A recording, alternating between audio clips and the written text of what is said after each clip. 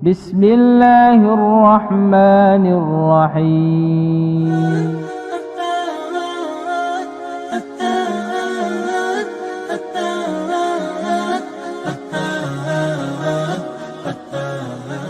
Malaikat Israel datang lagi kepada Nabi Idris dalam bentuk manusia, bertamu ke rumah Nabi Idris, tetapi asal disuguhi makanan tidak mau. Artinya Nabi Idris juga tidak tahu bahwa yang datang ini malaikat.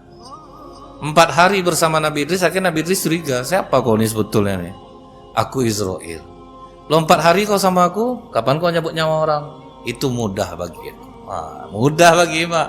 Maka bisa orang mati serentak kadang Mbak ya.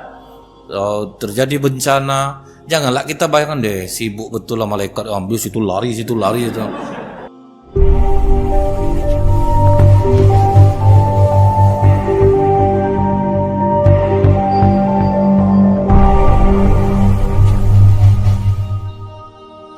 Wadhkur fil kitabi Idris, dan ceritakanlah Muhammad kisah Idris.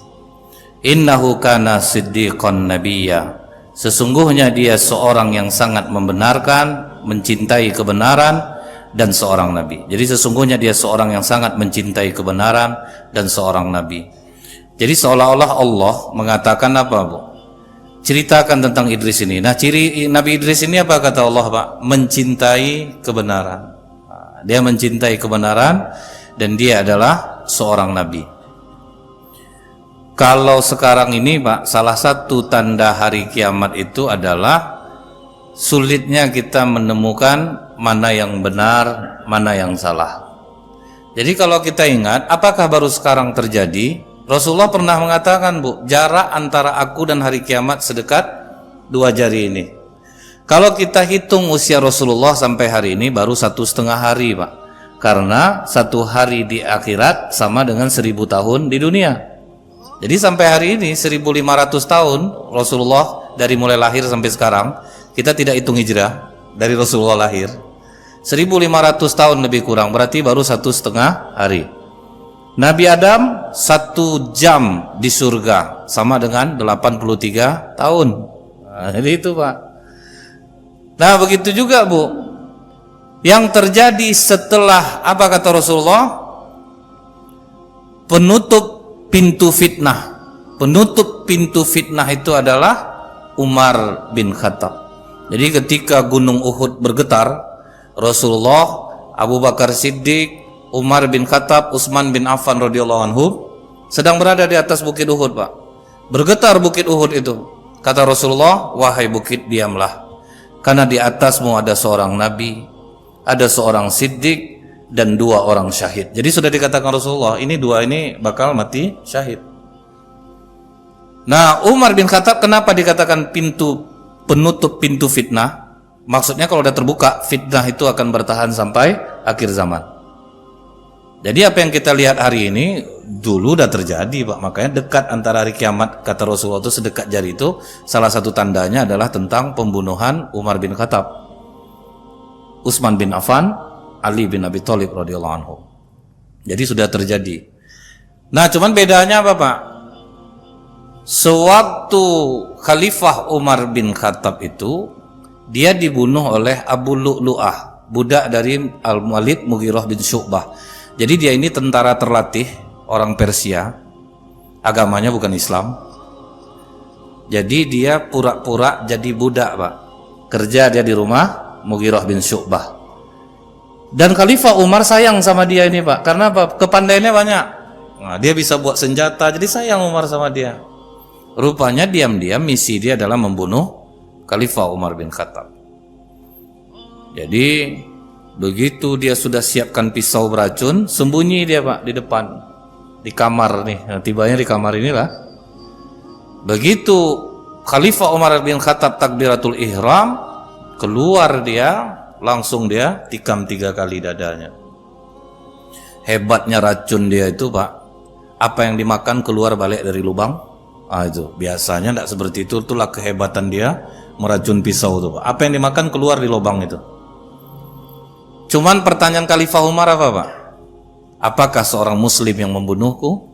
Tidak. Alhamdulillah. Bukan muslim yang membunuh aku. Nah, terbukalah, tertutup pintu fitnah, maka setelah itu fitnah tidak akan pernah selesai lagi. Nah, itulah penutup pintu fitnah, maksudnya itu sebetulnya terbuka setelah itu, Pak. Bergantilah kepada Khalifah Utsman bin Affan radhiyallahu anhu.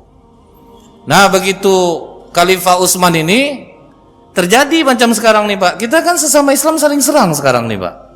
Saling serang, Pak, sesama Islam. Ada yang membenarkan gerakan ini, ada juga yang tidak membenarkan gerakan itu. Dan sama-sama muslim. Terjadi pula pada masa Khalifah Utsman bin Affan, Abdullah bin Saba pura-pura masuk Islam. Dia orang Yahudi nih, Pak. Nah, takutnya sekarang ada yang nyamar di kalangan umat Islam ini, Pak. Dia masuk Islam, dia perlihatkan ketaatan dia, entah masuk di golongan mana sekarang ini kita tidak tahu. Dia masuk seperti kejadian Ustadz Abu Bakar Ba'asyir yang masuk ke dalamnya dari 2006 justru agen, Pak, intelijen dari luar. Balah dia pula yang menjadi tameng, Pak. Setiap kali ada apa dia jadi tamengnya. Akhirnya dilihatnya sosok Ustadz Abu Bakar Ba'asyir tidak seperti dalam pikiran dia, akhirnya dia mengakui dan masuk Islam. Itu tidak salah saya tahun 2006. Mungkin bisa dilihat lagi seorang agen intelijen yang masuk menjadi pengawal Ustadz Abu Bakar Ba'asyir masuk Islam. Kalau tidak salah saya kejadian itu di Jogja. Nah, begitu juga, Pak. Di Khalifah Utsman bin Affan itu masuk orang Yahudi waktu itu, Abdullah bin Saba masuk Islam. Dia perlihatkan ketaatan dia. Begitu dia perlihatkan ketaatan dia, orang sudah percaya dengan dia, mulai dia menggoreng isu, Pak. Nah, mulai dia menggoreng isu. Apa isu yang digorengnya waktu itu? Utsman bin Affan tidak ikut perang Badar tapi jadi ahli Badar. Utsman bin Affan membukukan Al-Quran. Ini tidak pernah dilaksanakan di zaman Rasulullah. Kemudian Utsman bin Affan membagi-bagi letak unta sedekah, mana yang tidak sedekah, mana yang tidak, mana yang iya. Ini tidak pernah dilakukan oleh Rasulullah. Isu ini dia goreng di Madinah, tidak laku. Karena orang tahu dengan kelebihan Utsman bin Affan. Digorengnya di Mekah lagi, Pak. Pindah dia ke Mekah juga tidak laku. Pindah dia ke Mesir sama Irak, baru laku, Pak. Disitulah Khalifah Utsman bin Affan di demo. Yang demo siapa? Umat Islam juga. Nah, jadi itu ngerinya nih, Pak, sekarang ini. Apa yang terjadi sekarang itu udah lama terjadi. Datanglah 600.000 orang, 6.000 orang, 600 orang dari Mesir dan Irak pergi mendemo Khalifah Utsman bin Affan. Waktu itu sahabat udah ngomong, apa yang akan kita lakukan, Khalifah? Biarkan mereka masuk, aku ingin menemui mereka. Diajak dialog. Apa yang tidak senang kalian sama aku? Kau tidak ikut perang Badar, kenapa jadi ahli Badar? Perlu kalian ketahui, anak Rasulullah Ruqayyah adalah istri aku. Sewaktu perang Badar, anak Rasulullah sedang sakit keras, istri aku. Kemudian Rasulullah mengatakan, jaga istrimu. Salahkah aku menuruti perintah Rasulullah? Baru terdiam orang. Jadi waktu perang Badar itu Utsman ingin ikut, cuman istri Rasulullah anak Rasulullah sedang sakit, istri Khalifah Utsman bin Affan. Jadi Rasulullah waktu perang Badar itu antara gembira dan sedih. Gembiranya menang perang, sedihnya anak meninggal dunia. Ruqayyah meninggal dunia. Baru terdiam pendemo itu semua. Nah, itulah bahayanya, Pak. Kadang orang menggiring-giring opini ini. Makanya saring dulu baru sharing. Jangan sembarang memihak. Ini hati-hati kita nih, jangan sembarang memihak. Karena kadang-kadang kita ini buta, Pak. Kalau udah memihak itu buta kita jadinya. Baik dari sebelah sini, betul, walaupun di sebelah sini. Perang-perang lah sekarang ini. Perang-perangan, ini jawab, ini tanya, ini jawab. Jadi seperti itu jadinya. Nah, setelah itu, kenapa kau membukukan Al-Quran? Aku membukukan Al-Quran ini karena sudah banyak penghafal Quran yang meninggal dunia, terutama di Najd. 70 penghafal Quran, alasan mereka ke Rasulullah, kami ingin belajar Al-Quran. Diutus pria-pria terbaik penghafal Quran 70 orang, dibantai sama mereka, Pak, orang Najd. Jadi kalau tidak ini dibukukan, Ini bahaya. Makanya Utsman mengumpulkannya lewat siapa? Apa yang disimpan oleh Zaid, apa yang ada pada Ummul Mukminin Aisyah itu digabung. Jadi apa yang kulakukan ini sesuatu bid'ah, tetapi manfaatnya jauh lebih besar. Terdiam pula lah balik pendemo itu. Nah, kenapa kau membagi-bagi unta sedekah? Ingatkah kalian kejadian Rasulullah ketika cucunya makan kurma sedekah? Apa kata Rasulullah? Muntahkan. Jadi saking takutnya Rasulullah, jangankan unta lagi, kurma aja pun dibedakan. Mana kurma sedekah, mana yang enggak. Jadi kalau bapak megang duit masyarakat, Pak, jangan satukan dalam dompet bapak, Pak. Enggak bisa. Enggak bisa dia. Walaupun ada duit kita di dalamnya itu, banyaklah duit kita lagi, Pak. Enggak bisa. Mesti dipisah dia. Nah, akhirnya pulang pendemo ini, Pak. Kami minta maaf Khalifah. Kami pulang. Abdullah bin Sabah menjalankan rencana berikutnya. Apa rencananya? Kerjasama dengan orang dalam, Pak. Jadi ini hati-hati juga nih. Dia buat tanda tangan Khalifah Utsman, tapi isinya apa? Wahai gubernur Mesir, wahai gubernur Irak. Kalau bahasa sekarang ya, dulu kan ada Irak namanya, Pak ya. Apabila mereka sampai ke daerah kalian, penggallah kepala mereka. Itu isi surat tuh, Pak. Kalau yang bohong-bohong macam ini kan terjadi juga sekarang nih, Pak. Berita-berita yang macam tertulis betul, yang betul-betul macam itu isinya. Nah, akhirnya apa, Bu? Dipanggilnya seorang budak hitam. Kau mau merdeka enggak? Maulah. Tugas mudah. Kau bawa surat ini, jalan kau dekat pendemo yang datang tadi, buat muka takut ketika melihat mereka, sehingga mereka mencurigaimu dan mengejarmu. Nanti kau katakan bahwa kau membawa surat dari Khalifah Utsman untuk gubernur Mesir dan Irak. Nanti kau bebas. Dibuatnya lah, Pak, acting mencurigakan itu. Dikejar sama pendemo ini. Kau mau kemana? Maaf, aku akan membawa surat Khalifah Utsman untuk gubernur Mesir dan Irak. Tangkap. Buka isi suratnya. Dibuka, Pak. Melihat akan dipenggal kepala itu bangkit ngamuknya lagi, Pak. Nah, ini fitnah yang tidak bisa dihadang lagi. Jadi itu hati-hati, Bapak Ibu. Hati-hati betul sekarang ya. Nyerang orang tuh balik, Pak. Dikepunglah selama 3 hari tempat Khalifah Utsman bin Affan itu. Dikepung selama 3 hari. Setelah itu apa pula, Pak? Tidak boleh sholat di Masjid Nabawi. Padahal yang meluaskan masjid itu Khalifah Utsman secara pribadi. Hilang jasanya. Nah, itulah ngerinya kita nih, Pak. 100 kebaikan yang kita buat, 1 salah, yang 1 ini yang diangkat orang, Pak. Habis semuanya. Jadi begitulah hidup ini. Dari dulu itu, Bu, seperti ini juga. Jadi sejarah itu, Pak, akan kembali terulang. Jadi kalau kita yang udah tahu sejarah, nyantai kita sekarang nih, Pak. Mungkin dibilang, ngapa kok Ustadz enggak ada tanggapan apa-apa? Yang mau ditanggapi udah terjadi dulu dah. Sama juga. Apa yang mau ditanggapi? Nah, jadi, Bu, ya. Begitu dikepung, tidak boleh sholat di Masjid Nabawi, tidak boleh mengambil air di sumur Raumah. Padahal yang beli sumur Raumah Khalifah Utsman, Pak. Sumur Raumah itulah yang membuat umat muslim bisa mengambil air secara gratis. Sumur jelek dibeli seharga 20.000 dirham, 1,8 M. Daripada orang muslim susah ngambil air, Pak, dibeli sama Khalifah Utsman. Itu kan punya orang Yahudi itu, Pak.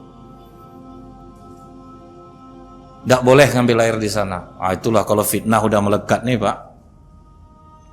Makanya dikatakan oleh Khalifah Utsman, ya Rasulullah, bila ada seorang muslim datang kepadaku mengacungkan pedang, apa yang harus aku lakukan? Jadilah engkau seperti Habil anak Adam, jangan melawan. Nah, udah 3 hari pengepungan tuh, Bu, masuk. Kemudian ada yang menikam dada, ada yang menarik jenggot, ada yang memotong jari. Sampai kata Khalifah Utsman, saksi istrinya itu, jari yang kalian potong inilah yang menulis Al-Quran. Mati menggenaskan. Apa kata anak Ali bin Abi Thalib radhiyallahu anhu, Husain? Aku bermimpi bertemu Khalifah Utsman dalam keadaan berdarah. Dia mengatakan, atas dosa apa aku dibunuh? Nah itu Pak, nggak jelas apa yang Pak semulia itu sahabat Pak dibunuh orang. Nah kemudian jangan disolatkan. Oh itu pula ya Pak, udah dibunuh secara keji, jangan disolatkan. Apa kata Ummu Habibah istri Rasulullah?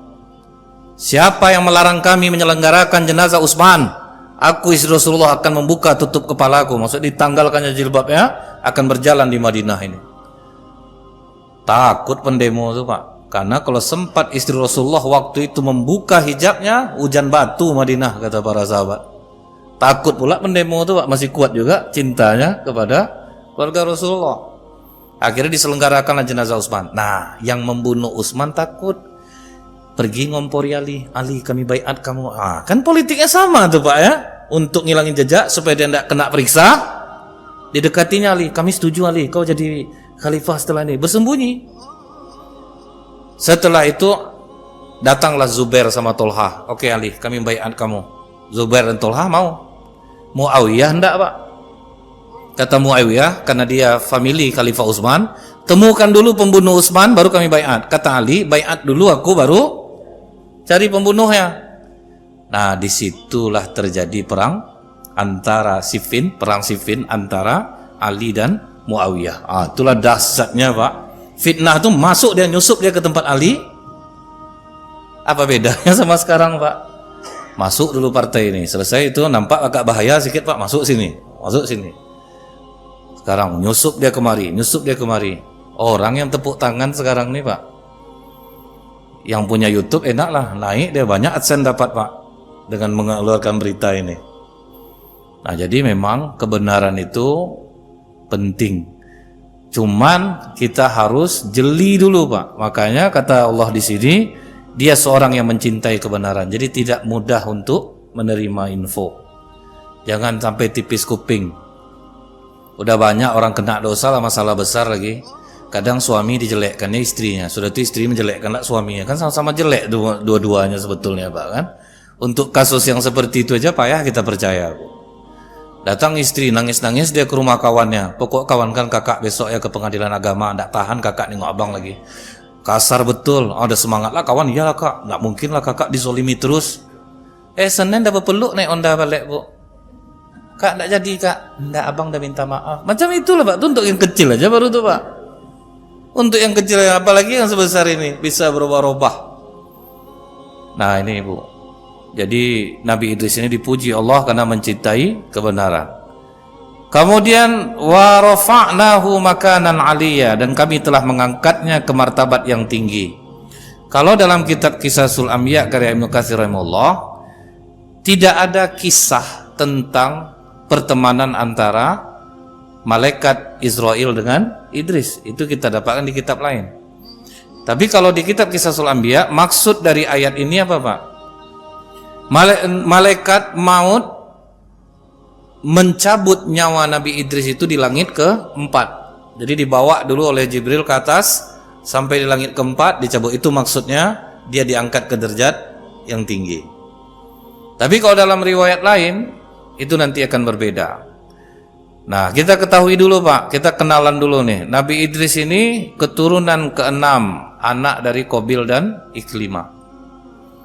Jadi dia ini anak dari pernikahan antara Qabil dan Iklimah. Qabil mendapatkan Iklimah lewat pembunuhan, karena dia tidak senang dengan Habil. Habil itu lebih kuat daripada Qabil. Tetapi ketika dia dibunuh, apa kata lain basatta yadaka, kau bunuh aku tidak akan melayangkan tanganku untuk membunuhmu. Jadi dia tidak mau melawannya. Nah kemudian Pak, tugas Nabi Idris ini dapat wahyunya umur berapa Bu? 82 tahun Pak. Artinya tidak ada batas usia untuk kita mendapatkan ilmu. Macam bapak saya nih, nenek-nenek ini kan ibu-ibu, nenek pula nanti tersinggung lah ibu nanti bilang nenek. Kadang ada yang marah Pak. Ingat Bapak kejadian di kereta api? Marah dia, misi nek, apa kamu bilang? Mau di sana lagi. Macam ibu-ibu lah, ibu-ibu. Jadi tidak ada Pak. Oh kalau kita udah tua itu Pak, Allah Pak memberikan kemudahan bagi siapa yang mau menuntut ilmu, tidak memandang umurnya. Ibu tahu enggak, mahasiswi tertua di Indonesia, gelar dia waktu doktor umurnya 79 tahun Pak, masuk kuliah umur 65 tahun baru masuk. Jadi apa kata suaminya, biar murah kau naik bus, tengokkan kartu mahasiswa kau. Tentu ketawa ke naik bis tuh Pak. Akhirnya digurauin dia sama kenek bis ini, hati-hati ya dek, ngamuk nenek ini Pak. Pulang dia ngamuk lah dia sama suaminya, gara-gara abang aku dipanggil adek sama kenek bus. Jadi tak ada batasan umur ternyata untuk menuntut ilmu. Nah 82 tahun baru dapat wahyu. Apa kelebihan yang diberikan Allah kepada Nabi Idris? Manusia pertama yang pandai baca tulis pertama Pak. Makanya wahyu yang pertama diberikan ke Rasulullah itu Iqra bismi rabbikal ladzi khalaq khalaqal insana min 'alaq Iqra wa rabbukal akram alladzi 'allama bil qalam. Mengajarkan lewat pena, baca tulis. Ahli-ahli sejarah tidak pernah tahu bentuk dinosaurus Pak. Dikumpulkannya tulangnya, tidur bawa pena semua itu Pak. Jadi kadang Allah ini mengajarkan kita lewat perantara pena. Karena rajin menulis, terbayang langsung bentuknya Pak, langsung lukis. Itu Pak, baca, tulis. Nah kemudian ada pengetahuan lain yang diberikan Allah Pak, kelebihannya bisa merawat kuda, ilmu perbintangan, ilmu berhitung, yang dikenal sekarang dengan matematika. Jadi multi talent nih Bu. Artinya orang sebetulnya sudah diberikan Allah kelebihan masing-masing yang tidak diberikan kepada orang lain. Masing-masing kita nih Pak Bu, sempat tahu kita apa yang menjadi kelebihan kita akan berhasil Pak. Karena kita akan ikhlas ngerjakannya, karena kita suka dengan bidang itu. Ini sekarang pokok kuliah kok nak mengenai jadi pegawai, kalau besok bapak yang ngomong, tenang aja lah. Akhirnya dia sebetulnya tidak bakat jadi pegawai Pak. Itu yang membuat hancur sekarang ini pendidikan kita ini, bukan apa, selalu mengarahkan kepada hal-hal yang kita anggap itu baik untuk anak, padahal itu bukan bidang dia. Ada anak ini dia suka menggambar Pak, dipaksa bapaknya di matematik, akhirnya matematik tidak dapat, bakatnya gambar tidak terasa. Contohnya orang yang udah bakat jadi guru Pak ya, di pedalaman itu gaji cuma 500.000 sebulan, dibawa keluar tidak ada yang mau Pak, karena dia sudah ikhlas bekerja di sana. Jadi kalau orang mengerjakan sesuatu yang dia cintai, dia akan ikhlas Pak. Dia pasti akan ikhlas karena dia suka dengan bidang itu. Ya, memang Allah yang ngasih itu Bu. Contohnya Pak, di antara ibu-ibu ini masak nasi goreng semua pandai Pak, tetapi bisa berbeda rasanya, bumbunya sama Pak. Itulah talent tadi itu Pak. Makanya ada yang jual nasi goreng ramai, ada yang sepi, padahal bumbu sama. Lontong ini ramai, lontong ini sepi, padahal bumbu sama Pak. Tetap rasanya berbeda karena talent udah ada. Jadi jangan suka nengok-nengok orang lah. Ini kadang Pak ya, pokoknya jadi pegawai itu enak nak, padahal dia tidak bakat di situ Pak. Akhirnya kacau dia jadinya. Yang mempraktekkan ini justru sekarang siapa Bu? Swedia. Swedia negara paling ramah pendidikan nomor 1 di dunia. Karena mereka mempraktekkan ini Bu. Kemana bakat anak ini, ke situ dia diarahkan. Kita melihat Rasulullah SAW Bu. Kenapa Rasulullah sukses Pak? Orang aja berdakwah 22 tahun, tidak berapa orang yang mendengarkan dia Pak. Rasulullah 22 tahun sukses Bu, karena Rasulullah meletakkan orang sesuai pada tempatnya. Itu yang membuat Rasulullah sukses tuh. Dia tahu talent masing-masing tuh Pak. Contoh, waktu perang Badar ada 2 orang anak kecil yang daftar, umur 13 tahun sama 14 tahun, Mu'az bin Ammar al-Jamuh, Mu'awiz bin Afrah. Kalau kita 13-14 di warnet main Pak, ya nyuruh pulang nih. Kadang di masjid pun main game dia Jumat Bu. Susah. Karena kebiasaan orang kita ini tuh mendiamkan anak pakai HP sekarang, bahaya Bu. Di Amerika aja tidak ada anak-anak yang main HP satu pun Pak. Orang Yahudi tidak ada yang main HP anak. Dikirimnya ke Indonesia. Makanya hancur kita nih Pak. Duduk berlima tidak ada yang ngomong satu pun tuh Pak. Tidak ada yang ngomong. Dia asik dengan kesendirian dia masing-masing. Orang jauh diajaknya ngomong, orang dekat nggak diajak ngomong lagi. Hancur silaturahim sekarang ini. Nah kemudian Pak, apa kata Mu'az bin Amr al-Jamuh dan Muawis bin Afra ini? Ya Rasulullah, kami berdua daftar perang. Kata Rasulullah, kalian masih kecil. Umur kau berapa? 13 tahun ya Rasul. Kamu? 14 tahun ya Rasulullah. Pulang kalian. Kalian berbakti kepada orang tua kalian. Sama kalian mendapatkan jihad fisabilillah. Kami, mamak kami yang nyuruh nih Rasulullah. Pulang kami kena marah nih. Mereka, mamak kami yang nyuruh nih. Justru mamaknya rupanya Pak yang mensupport anaknya daftar perang. Penasaran Rasulullah. Kau bisa memainkan pedang? Umur aku memang kecil Rasulullah. Kami berdua nih ahli memainkan pedang. Coba main kalian dulu berdua. Dites ternyata memang bagus permainannya Pak. Langsung lolos. Itu kelebihan Rasulullah Pak, tidak nengok umur. Punya potensi, pakai. Cuman kata Rasulullah, kalian jangan maju ke depan, kalian di belakang aja. Ternyata waktu perang Badar berkecamuk Pak, dia dekati Ibnu Mas'ud. Paman, di antara orang kafir tuh Paman, yang mana namanya Abu Jahal? Wih mak, tinggi selera kalian ya. Tahu kalian siapa Abu Jahal tuh? Abu Jahal tuh panglima besar orang kafir. Kalian lihat itu yang dikawal oleh pemuda-pemuda itu, seperti pohon beringin pengawalnya itu. Di tengah itulah Abu Jahal. Bukan mundur dia. Kalau anak-anak kita, itu orang paman tidak jadilah, paman aja lah maju paman. Enggak Pak, maju berdua. Justru kecil mereka itulah yang membuat Abu Jahal terbunuh Pak. Jadi Abu Jahal itu hina terbunuhnya Pak. Anak-anak yang membunuhnya. Disangka orang anak kecil Pak, dedek main sana orang perang nih, kena kalian nanti, sana main. Lolos, masuk Bu, ditebasnya Abu Jahal Pak. Mereka inilah yang membunuh Abu Jahal, anak-anak sukses, berhasil karena mereka punya kemampuan. Waktu perang Badar pula, Zaid bin Sabit datang bawa pedang Pak. Ya Rasulullah, aku ingin daftar perang. Oh, kau yang ngantarkan makan pertama kali aku sampai rumah Abu Ayyub Al-Ansari? Iya ya Rasulullah. Coba kau mainkan pedang Nak. Rupanya tidak pandai. Tidak pandai Zaid bin Sabit Pak main pedang. Pulang kau Nak. Pulang Zaid nangis Bu. Mamaknya bawa Pak. Dibawa sama mamaknya. Dia mungkin lemah memainkan pedang ya Rasulullah, tetapi ingatannya kuat. Dia pandai menulis. Dia sudah hafal 17 surat dalam Al-Quran. Silahkan ya Rasulullah, coba kau tes dia. Dites oleh Rasulullah. Rupanya iya Pak, kemampuan dia mengingat tinggi. Langsung diangkat menjadi sekretaris pribadi Rasulullah, umur 13 tahun. Jadi kalau mau sukses tuh macam itu Pak, letakkan orang pada tempatnya, selesai itu. Ini ndak modal duit banyak aja maju pilek. Keponakan saya maju tahun ini, pilihlah dia. Dapatlah mentega, beras 5 kilo, pilih apa, ndak hancur dibuatnya Pak. Dia bukan itu talent dia.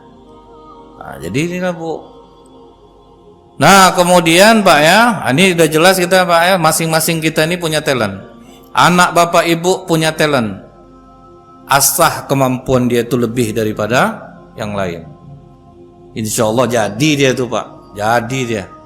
Anak bapak ibu tidak bakat ngapal Quran, jangan disuruh ngapal Quran Pak. Apa yang menjadi bidang dia, kadang kan kita ini Pak ikut-ikutan Pak. Anak nak mampu ingatannya, dia beda-beda tuh Pak. Dipaksakan dia ke bidang itu, mana selesai jadinya. Awak bangga anak saya penghafal Quran, anak sedih Pak, stres dia. Dia bukan itu bidangnya Bu, mungkin bidangnya lain. Nah itu yang bisa membuat orang berhasil. Ini kadang Pak ya, dia tidak bakat, suara tidak bagus Bu, tapi dia keras juga hati muazan Pak. Tentu sedih hati orang dengarnya Pak. Siapalah yang azannya, macam itu suara azan. Tapi dia pede pula Pak, talentnya dia jelas tidak di sana. Kadang ada imam maju tak gentar ya Bu, pokok tidak peduli Pak, maju aja dia. Orang risau di belakang Bu. Surat Al-Ikhlas aja dibacanya tidak ikhlas orang jadi makmumnya Pak, sependek itu. Tapi kalau imam memang talentnya imam bagus, jangan diganti-ganti. Biarkan dia terus itu. Nah itu yang membuat orang berhasil. Nah itulah kan Allah yang mengaruniakan nih Pak. Bisa menjahit pakaian, jadi penjahit. Kemudian orang dulunya pakai kulit binatang, semenjak Nabi Idris baru memakai pakaian, nah, dijahitkannya Bu. Jadi itu talent, tidak bisa sembarangan. Yang bidangnya jahit, dia pasti bisa berzeki dengan jahitannya. Kemudian Pak, gelar dari Nabi Idris ini Asadul Usud, artinya singa. Singa ini Bu, yang diambil kenapa digelari singa itu Pak? Singa itu kuat, berani, dan percaya diri. Yang lainnya jangan diambil. Nah, jangan nanti dibilang orang, tidak tahu Ustaz sifat singa itu. Tahu Pak, singa ini jangan diikut semuanya Pak. Dia 3 ini aja yang boleh diikut. Jangan Bapak dibilang orang, Bapak ini macam singa, bangga Bapak Pak. Karena takutnya yang di luar 3 ini Pak. Singa yang cari makan kan betina Bu. Jadi siapa Bapak yang tidak kerja, istri yang kerja, singa lah Bapak tuh. Janganlah bangga. Saya ini Ustadz, banyak orang manggil saya singa. Bangga kita Pak. Singa tidur 20 jam sehari ya, singa lah tuh. Kalau Bapak punya anak tidurnya, ya singa kau nih. Anak bangga lah. Padahal pemalas 20 jam tidur 1 hari, singa jantan. Yang cari makan, singa betina. Cuman yang diambil itu 3 di atasnya itu Pak. Yaitu kuat, berani, dan percaya diri. Itu singanya. Tidak semua sifat dia. Jadi apa yang dibilang orang itu Pak ya, kadang kita bisa mengambil ibrah dari kehidupan hewan. Itu memang betul. Karena di hewan ini banyak kita temukan diri kita Pak. Nah, banyak kita temukan diri kita di hewan itu. Semut hitam, tidak pernah ada yang jalan mundur.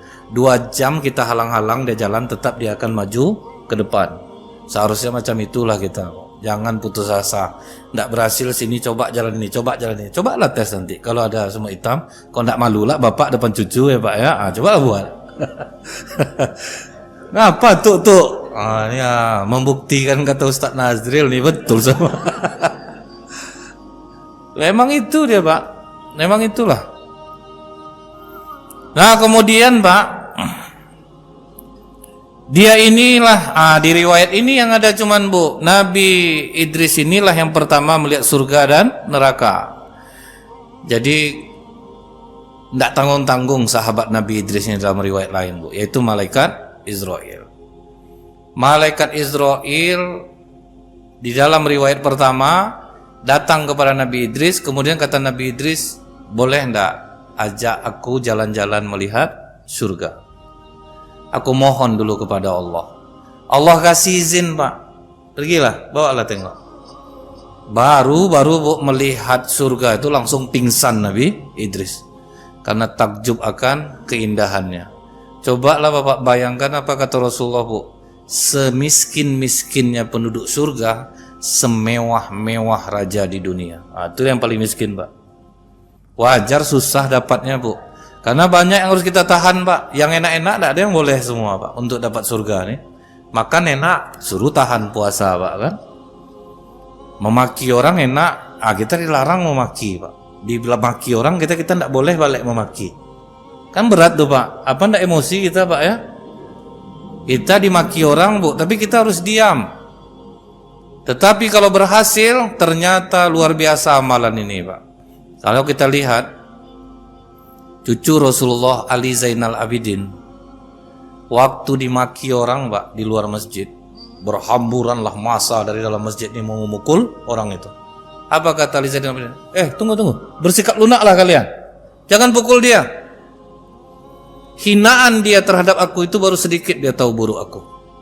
Asli aku banyak dia tidak tahu. Itu kita nih Pak. Jangan sok suci ketika dihina orang. Jadi kalau sampai ke Bapak, misal macam saya Pak, Ustadz dibilang orang macam-macam ini Ustadz. Sedikit dia baru tahu buruk saya tuh. Masih banyak buruk saya dia yang tidak tahu tuh. Itu untuk menetralkan jiwa kita Pak. Kalau tidak sombong gitu ya dia.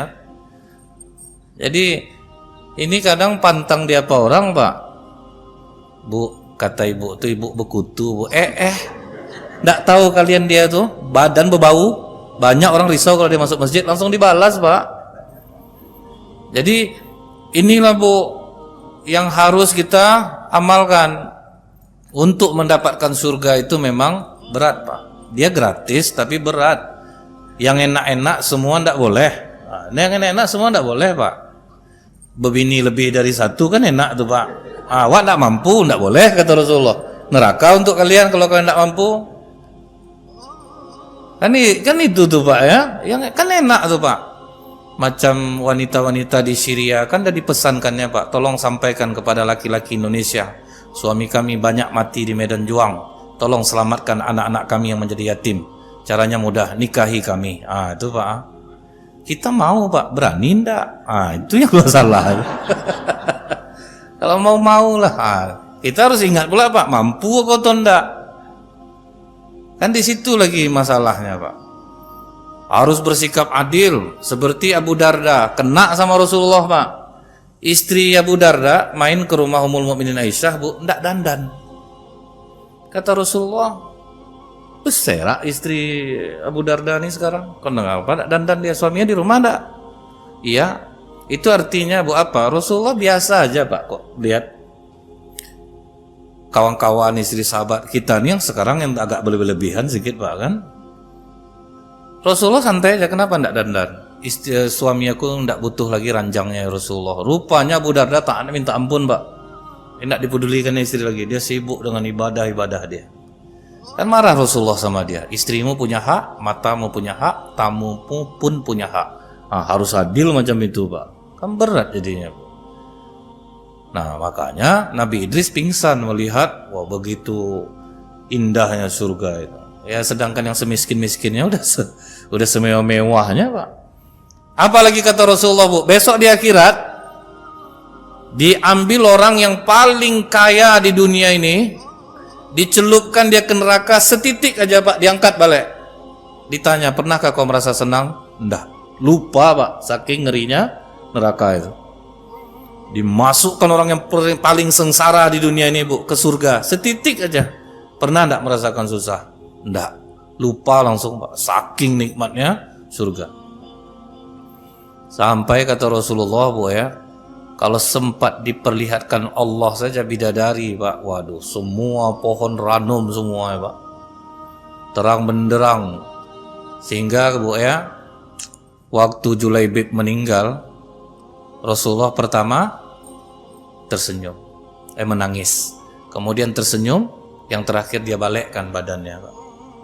Ditanya oleh sahabat, kenapa tadi kau awalnya menangis ya Rasulullah? Kata Rasulullah, orang macam Julaibib ini langka, padahal dia mau nikah, tapi karena panggilan jihad Pak, ditinggalkannya nikahnya, dia pergi jihad, mati dia.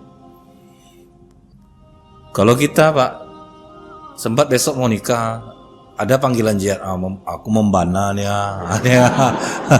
Besok mau nikah nih, udah lama aku melamar perempuan kena tolak. Ini dapat nih sekali ini. Padahal Rasulullah udah memaklumi Pak, dia tak boleh ikut sebetulnya, tapi dia tetap ikut. Yang kedua, aku tersenyum karena Allah perlihatkan bagaimana indah tempat di surga untuk dia. Yang ketiga, aku memalingkan muka karena ramai bidadari berdesak-desakan mengambil ruhnya sampai tersingkap betis-betis mereka. Maka Rasulullah cepat berpaling. Sedangkan nengok perempuan di dunia ya Pak, udah payah kita tidur Pak, nampak kaki ya. Apalagi bidadari, tidak bisa tutup matanya lagi Bu, mati kita dibuatnya itu Pak, saking cantiknya. Nah kemudian apa kata malaikat, apa kata Nabi Idris? Aku sudah melihat keindahan surga, ajak aku ke neraka. Belum pula sampai ke neraka, Nabi Idris langsung pingsan pula. Jadi pingsan ini pun ada dua, karena bahagia, karena menderita. Begitu juga dengan nangis, ada nangis bahagia, ada nangis menderita. Membedakan air mata kan udah tahu Pak ya. Kalau nangis bahagia dingin, kalau nangis sedih takut panas. Jadi kalau ada ibu yang kematian suami nangis, jangan langsung percaya, rasa dulu air matanya. Kalau pasti rasa dingin, kok bahagia kakak abang mati ya kak? Enggak, udah ketahuan langsung tuh Pak. Cuma kebanyakan itu bukan di ibu, bawa bapak Bu. Nangis pas cupika-cupiki Pak, dingin air mata bapak ini. Bahagia dia berarti itu. Kemudian begitu melihat neraka, sedangkan seringan-ringan azab neraka Pak, kita tahu dari apa yang disampaikan Rasulullah tentang pamannya Abu Thalib. Abu Thalib jasanya banyak terhadap Islam. sayang kepada Rasulullah, banyak membantu dakwah Rasulullah, tapi akhirnya mati dalam keadaan musyrik. Rasulullah mencoba memintakan ampun kepada Allah. Allah menegur Rasulullah. Tidak layak bagi seorang nabi dan orang-orang beriman memohonkan ampun untuk orang-orang musyrik sekalipun itu kerabatnya sendiri. Jadi tidak bisa. Apa kata Rasulullah? Kalau bukan karena aku, pamanku ini diletakkan di neraka yang paling bawah. Tapi karena aku, pamanku ini ditempatkan di neraka yang paling ringan, yaitu dipasangkan sendal di kaki, mendidih otak di kepala. Itulah azab paling ringan. Apa enggak pingsan Nabi Idris jadinya, Pak? Kemudian, Pak, kata malaikat Idris, aku betul-betul takut sekali dengan azab Allah ini. Mudah-mudahan iman aku semakin tebal karenanya. Nah, itulah Nabi Idris jadi kuat dia beribadah itu, Pak. Makin menambah ibadahnya. Nah, informasinya kita udah tahu, tentu juga akan menguatkan kita untuk beribadah, Pak. Jadi Nabi Idris karena dia udah tahu, secara duniawi Nabi Idris itu kuat, secara ukhrawi dia juga kuat. Jadi ini komplit, Bu. Pencariannya banyak, dia pintar, dia menjahit, tetapi juga ibadah dia kuat. Kalau kita, Pak, ibadah kuat, dunia terlupa. Dunia kuat, akhirat pula terlupa. Kadang akhirnya sholat bawa barang gitu, Pak, bawa semen, bawa kerikil, bawa apa, macam-macam ingatan tuh, Pak, sedang sholat itu. Terbawa semua dalam sholat tuh, Pak. Yang kunci ada. Jadi sambil dia rukuk tuh rasanya sakunya, Bu, ada kunci, sami Allah. Kan buat gaya aja tuh, Pak, ya. Kadang teringat sendal di luar dibawa juga sembayang, Bu. Onde salah bawa sendalnya. Sendal krokodil harga 300.000 hilang, Bu. Doanya, ya Allah patahkanlah kaki orang yang mencuri. Nggak imbang, Pak. Zolim tuh, Bu. Kita ini nggak boleh zolimi orang. Harga sendal 300, Pak, orang patah kaki didoakan ya. Berapa betul harganya? Nah, jadi Pak, di sini tidak ada sambungan malaikat Israel itu tinggal di surga. Itu tidak ada sambungan ke sana. Nah, setelah itu, Pak, mulai malaikat Israel datang lagi kepada Nabi Idris dalam bentuk manusia. Bertamu ke rumah Nabi Idris, tetapi asal disuguhi makanan tidak mau. Artinya Nabi Idris juga tidak tahu bahwa yang datang ini malaikat. 4 hari bersama Nabi Idris, akhirnya Nabi Idris curiga, siapa kau ini sebetulnya nih? Aku Israel. Lo 4 hari kau sama aku, kapan kau nyabut nyawa orang? Itu mudah bagi aku. Mudah bagi, Pak. Maka bisa orang mati serentak kadang, Pak, ya. Terjadi bencana. Janganlah kita bayangkan deh, sibuk betul lah malaikat, ambil situ lari itu. Nggak bisa kita artikan macam itu, Pak. Mudah bagi aku, kata Israel. Kemudian setelah puas berkeliling, Pak, kemudian Nabi Idris ini mengatakan kepada malaikat maut ini, aku ingin menghabiskan malam-malamku untuk beribadah kepada Allah. Jadi rupanya malaikat Israel ini datang karena kerinduannya kepada Nabi Idris. Nah, Nabi Idris inilah, Pak, yang akhirnya anak cucu Adam yang mulai membelot-belot yang kajian kita sebelumnya. Waktu zaman Nabi Syed tersebar zina, nyanyian. Itulah yang didakwahi oleh Nabi Idris, Bu. Nah, kebetulan dia punya ekonomi yang kuat, agak lebih mudah untuk mengajak orang. Jadi memang, Pak, ya, peran orang dermawan ini besar, Pak, untuk mudah mengajak orang kepada kebaikan. Itu mudah, Bu. Orang kaya ini kalau sempat dekat dia kepada agama, hargailah dia, Pak. Muliakan dia. Karena dengan uang yang dia miliki, dia bisa ngajak orang, Pak. Cobalah misalnya, Pak, Bapak kaya, uang ada 1 juta. Dalam seminggu itu uang 7 juta kecil bagi Bapak. Panggil orang luar nih, Pak, ke kajian 50.000, mau enggak? Penuh masjid ini, Pak. Lantai 2 ini penuh nih. Habis semua. Enggak dapat duduk Bapak lagi. Karena memang itu terbukti, Bu. Saya ingat waktu kita buat program untuk tukang ojek pangkalan di Jalan Todak, Pak. Mereka karena bukan enggak mau mungkin dekat sama agama nih, Pak. Pencarian itu susah. Akhirnya waktu itu ditanyain, penghasilan Bapak berapa? 35.000 satu hari. Dikasih 100.000 satu orang, mau enggak dengar ceramah? Wah, ramai daftar Bu. Terdaftarlah 20 orang. 3 hari 100 satu hari, berarti 20 orang kan lumayan tuh Pak. Atang orang kaya, saya yang nanggung semuanya katanya. Berapa hari? 3 hari mereka, saya yang nanggung. Ustadz-ustadznya siapa yang ngajar? Dibayar. Rupa serius Bu, mereka mendengarkan. Bukan tak mau orang dengarkan tausiah tuh Pak. Duit masuk nih Bu. Banyak dorongan-dorongan tuh Pak. Jadi kalau ada orang kaya Bu, dia bisa modali ini Pak. Dia bisa modali. Seperti yang saya ingat, seperti Masjid Jogokarian itu kan orang-orang miskin disantuni setiap hari Pak. Jadi orang mau datang ke masjid. Jadi kalau bapak ini berduit, bolehlah buat macam ini juga Pak. Ajak-ajak orang untuk mendengarkan ceramah, untuk datang ke masjid. Kata Rasulullah apa Bu? Kadang ada orang ini yang bisa ditarik lewat perutnya, seleranya ditarik Pak. Nah, seperti dulu ingat saya di Darul Amal nih, musola Darul Amal. Payah ngundang orang wirid nih Bu. Datang orang rumah makan Taragung, bilang nanti makan saya nanggung. Bawa masakan Taragung tuh ke musola tuh Pak. Bu, penuh masjid tuh dibuatnya Pak. Ada yang miring-miring pakai jilbab datang Bu. Ada yang lupa pintu masjid di mana Pak. Nampak bingungnya Pak masuk tuh. Jadi rupanya itu mau. Ini sempat nonton orang musola Darul Amal, ingat dia kejadian tuh Pak. Saya yang ceramah malam itu. Terkejut saya Bu. Tumben rame ini Pak. Ada yang begini selama ceramah tuh Pak. Dia mikir kok kan makan habis itu Pak kan. Taragung Bu. Nah, jadi kadang memang ada daya tarik seperti itu yang harus dijalankan. Insyaallah akan kita lanjutkan kembali. Subhanakallahumma bihamdika asyhadu an la ilaha illa anta astaghfiruka wa atubu ilaik. Assalamualaikum warahmatullahi wabarakatuh.